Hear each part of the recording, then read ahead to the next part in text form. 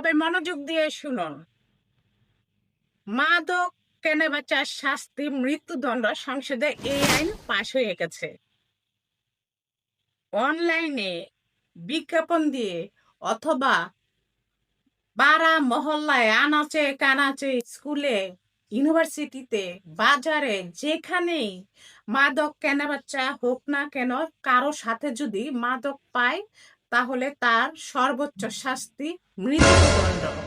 শুধু তাই নয়, সাথে আবার 20 লক্ষ টাকা জরিমানাও হতে পারে।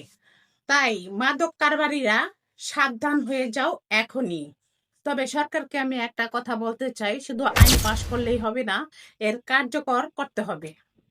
কোনোভাবেই যেন আইনের ফাঁকফোকর দিয়ে মাদক কারবারিরা বের হয়ে আসতে না পারে, সেদিকে খেয়াল রাখতে হবে। কারণ মাদক একটি পরিবারকে ধ্বংস করে দেয়। তাই সমাজ থেকে মাদক মুক্ত করতে হবে কঠোরভাবে।